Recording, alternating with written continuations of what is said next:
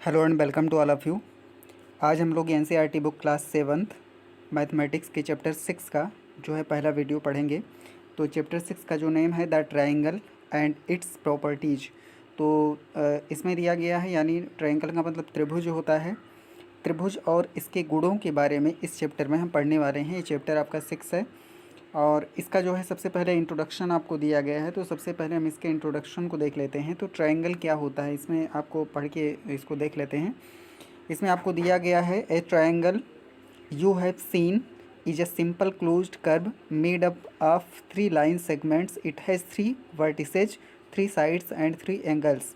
तो कोई भी जो ट्रायंगल होता है वो एक सिंपल क्लोज्ड कर्व होता है। क्या होता है?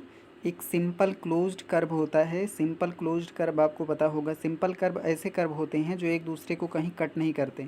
जैसे ये भी एक कर्व है लेकिन ये सिंपल नहीं है, क्योंकि ये देखिए इसका साइड एक दूसरे को यहाँ पे कट कर रहे हैं, तो ये सिंपल नहीं है। तो ट्रायंगल कोई भी एक ऐसा सिंपल क्लोज्ड कर्व होता है जिसमें क्या होते हैं, 3 लाइन सेगमेंट होते हैं। एक लाइन सेगमेंट देखिए बी ए है, एक लाइन सेगमेंट ए सी है और एक लाइन सेगमेंट आपका बी सी। उसके बाद इसमें 3 वर्टिसेज होते हैं। एक वर्टेक्स ए है, एक वर्टेक्स ए है और एक वर्टेक्स आपका ए है। और इसमें 3 एंगल्स होते हैं। एक एंगल ए है, दूसरा एंगल ए है और तीसरा एंगल आपका ए है। तो इस तरीके से हमने देखा कि कोई भी जो ट्रायंगल होता है इसमें 3 साइड्स होते हैं, 3 एंगल्स होते हैं और 3 वर्टिसेज होते हैं। वर्टिसेज को हमने पॉइंट से यहाँ पे रिप्रेजेंट किया है ABCD। तो ये आपने यहाँ पे देख लिया। अब यहाँ पे हम देखते हैं कि जो ट्रायंगल्स होते हैं इनके टाइप्स क्या क्या होते हैं। तो सबसे पहले यहाँ पे आप जानिए जो ट्रायंगल होते हैं उनके टाइप को हम 2 बेसिस पर, यानी जो ट्रायंगल्स होते हैं उनको हम 2 बेसिस पर, 2 आधार पर उनको क्लासीफाई करते हैं। एक होता है on the basis of sides. पहला जो है इनके साइड के बेसिस पर इनको हम क्लासीफाई करते हैं, यानी जो इसके साइड्स हैं इनकी साइज क्या है, इसके सभी साइड्स इक्वल हैं कि कुछ साइड्स इसके इक्वल नहीं हैं। तो इन सारे बेसिस पे इसको जो हम करते हैं। और दूसरा होता है एंगल्स के बेसिस पर, यानी ट्रायंगल्स के एंगल्स किस तरीके के हैं। तो जब इसको हम देखिए ध्यान से इसको देखते हैं, जब हम इसको साइड के बेस पर हम क्लासीफाई करते हैं तो ट्रायंगल के 3 टाइप होते हैं। एक होता है स्केलेन ट्रायंगल, दूसरा आइसोस्केल ट्रायंगल और तीसरा होता है इक्विलेटरल ट्रायंगल। तो साइड के बेसिस पर ट्रायंगल कितने प्रकार के होते हैं? 3 प्रकार के होते हैं। एक होता है स्केलेन ट्रायंगल, एक होता है आइसोस्केल ट्रायंगल, एक होता है इक्विलेटरल ट्रायंगल। तो जो आपका स्केलेन ट्रायंगल होता है उसके सभी साइड्स जो हैं बराबर नहीं होते हैं। जैसे एक ए साइड हो गया, दूसरा ए साइड हो गया और तीसरा ए साइड हो गया, तो इसको हम कहेंगे स्केलेन ट्रायंगल, क्योंकि ये एक ट्रायंगल है जिसके सारे साइड्स क्या हैं, बराबर नहीं है। ये साइड जो है मझला है, ये साइड सबसे बड़ा है और ये साइड क्या है, सबसे छोटा है। तो जो स्केलेन ट्रायंगल होता है उसके साइड्स जो है अलग अलग साइज के होते हैं। आगे देखिए जो आइसो स्केल ट्रायंगल होता है, ये एक ऐसा ट्रायंगल होता है जिसके 2 साइड बिल्कुल बराबर होते हैं। जैसे ये दोनों साइड इसके क्या हैं, बराबर हैं। ए साइड और ए साइड इसके बराबर होते हैं और सिर्फ एक साइड ऐसा होता है जो एक अलग साइज का होता है। तो ऐसे ट्रायंगल को हम कहते हैं iso scales triangle. Iso scales triangle को हम कहते हैं समद्विबाहु त्रिभुज। आगे यहाँ पे देखिए इक्विलेटरल ट्रायंगल एक ऐसा ट्रायंगल होता है जिसके तीनों साइड क्या होते हैं, बिल्कुल इक्वल लेंथ के होते हैं। इसका ये साइड और ये साइड, ये तीनों साइड इसके इक्वल लेंथ के होते हैं। इसको हम इक्विलेटरल ट्रायंगल कहते हैं। आगे देखिए बेस्ड ऑन एंगल्स। तो एंगल्स के बेसिस पर हम जो ट्रायंगल हैं वो भी 3 प्रकार के होते हैं। एक होता है एक्यूट एंगल ट्रायंगल, दूसरा होता है ऑब्ट्यूस एंगल ट्रायंगल और एक होता है राइट एंगल ट्रायंगल। तो सबसे पहले हम देखते हैं acute angle triangle. Acute angle क्या होता है? एक ऐसा एंगल जो 90 डिग्री से कम हो उसको हम एक्यूट एंगल ट्रायंगल कहते हैं।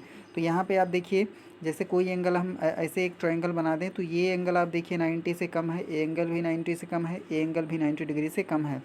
तो इसको हम कहेंगे एक्यूट एंगल ट्रायंगल।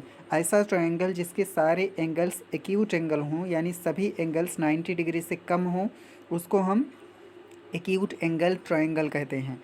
अब दूसरे पे हम बातें हैं ऑब्ट्यूस एंगल ट्रायंगल।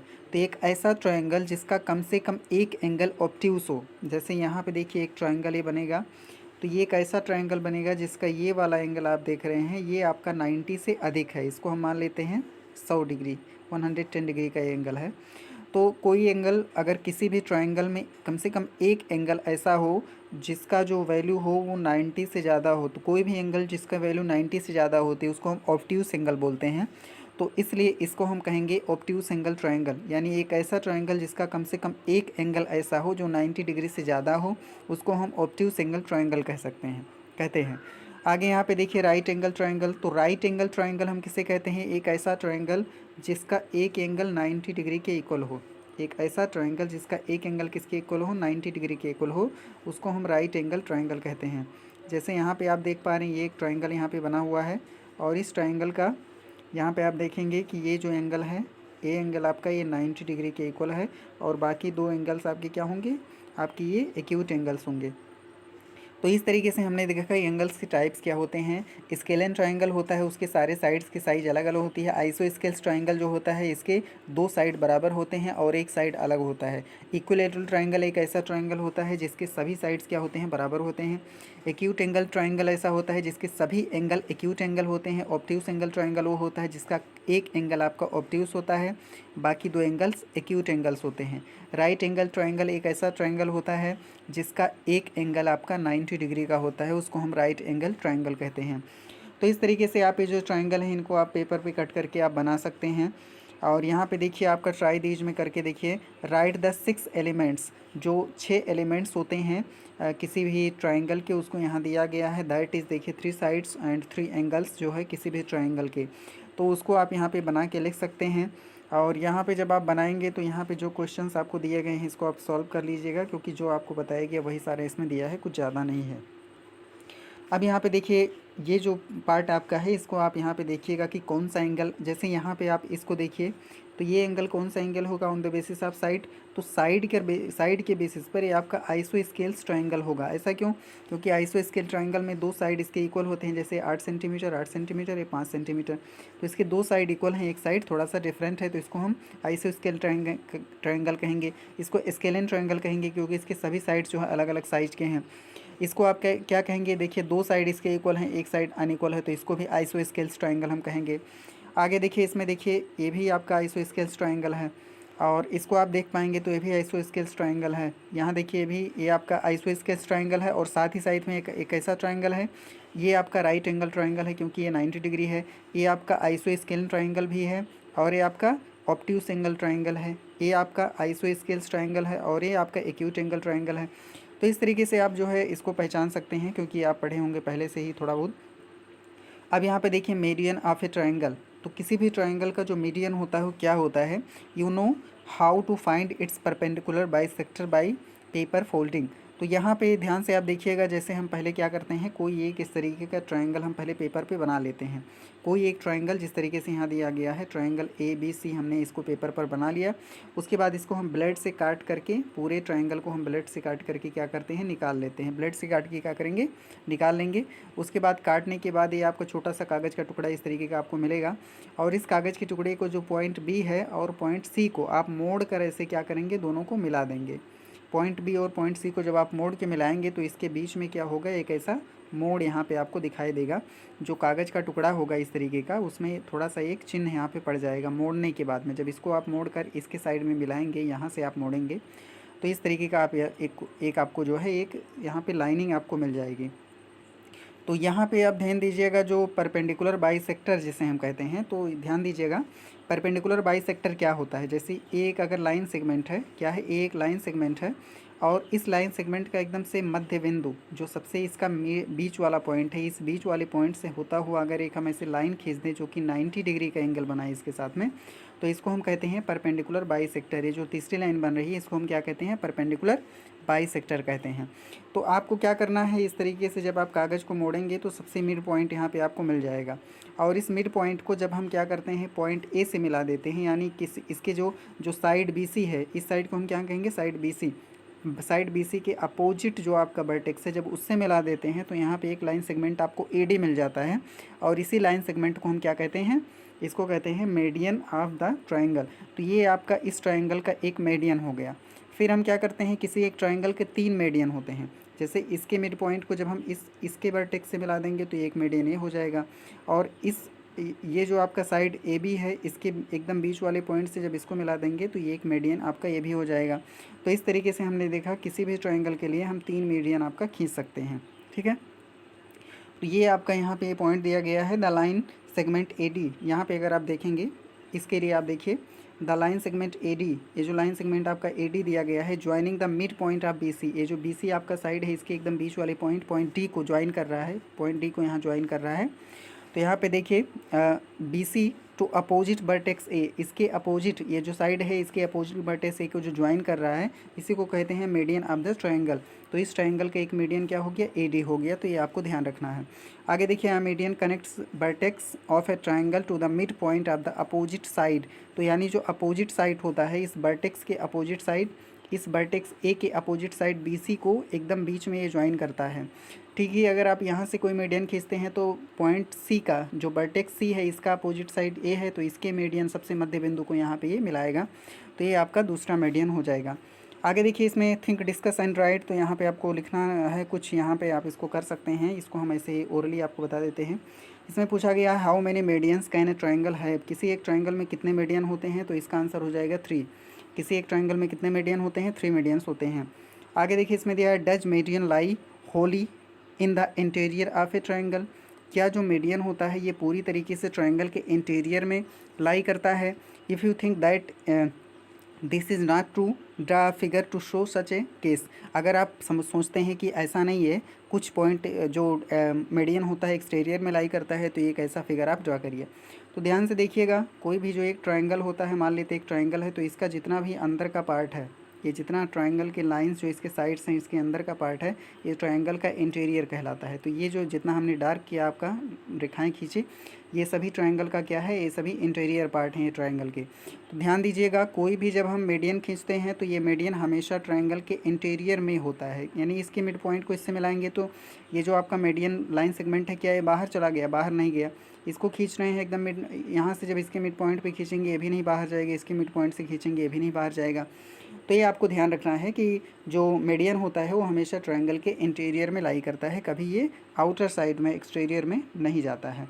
अब हम यहाँ बात करते हैं एल्टीट्यूड की। एल्टीट्यूड ऑफ ए ट्रायंगल, किसी ट्रायंगल का एल्टीट्यूड क्या होता है। एल्टीट्यूड को हिंदी में हम कहते हैं ऊंचाई। एल्टीट्यूड को हिंदी में हम क्या कहते हैं, ऊंचाई कहते हैं।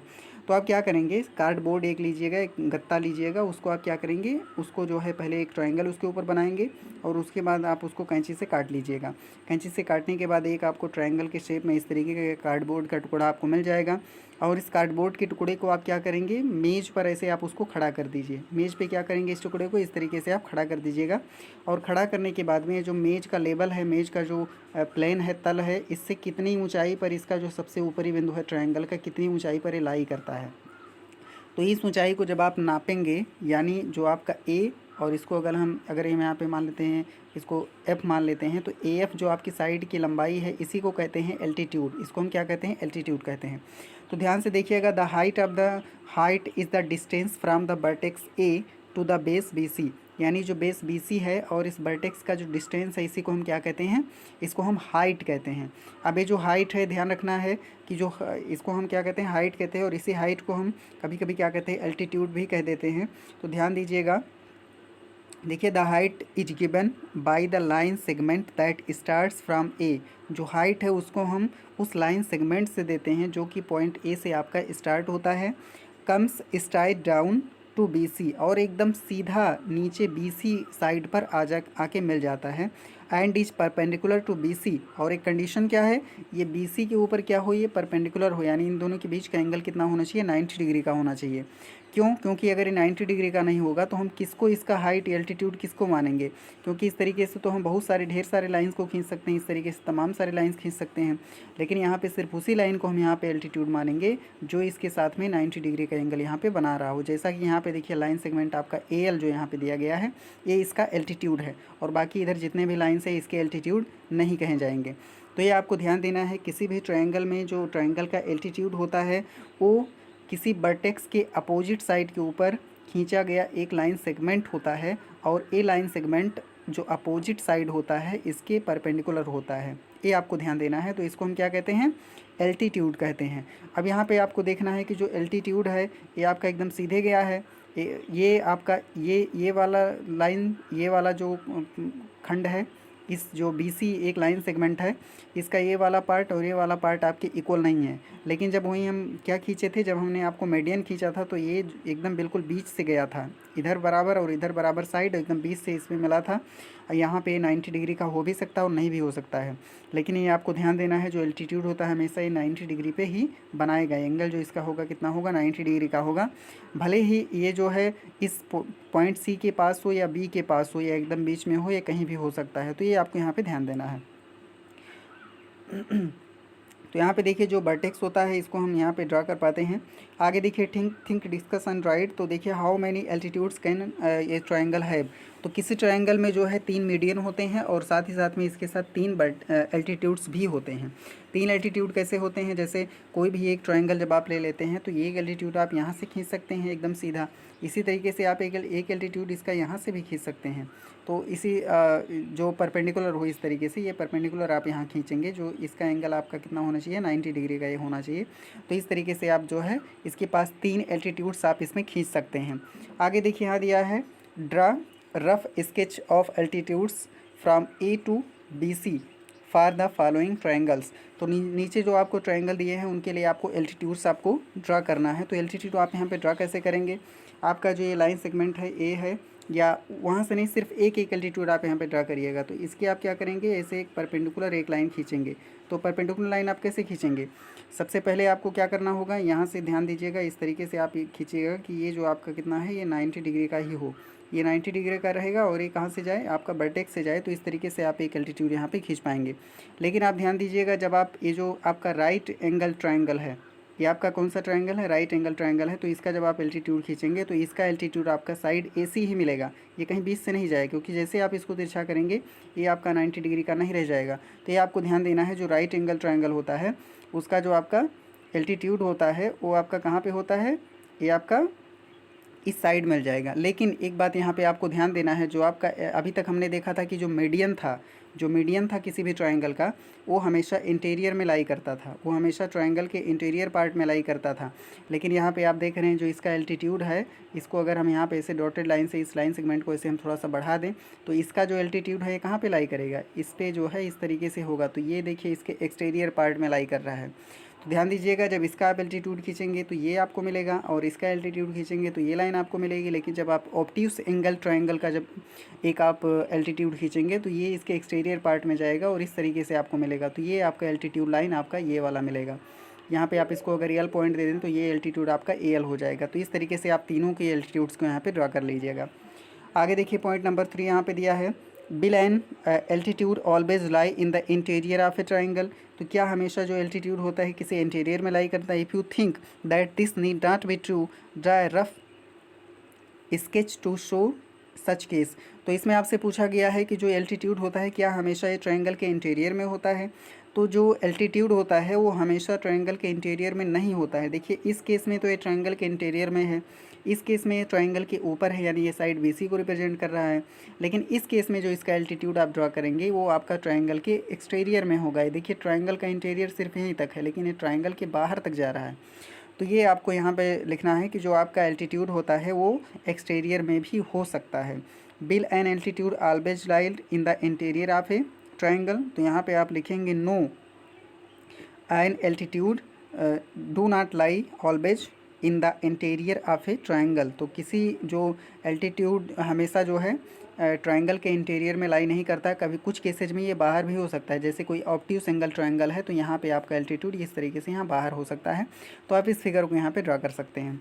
आगे देखिए पॉइंट नंबर 4 यहाँ पे दिया है, can you think of a triangle in which two altitudes of the triangle are two of its sides. ध्यान दीजिएगा, can you think of a triangle in which two of its altitude of the triangle are two of its side.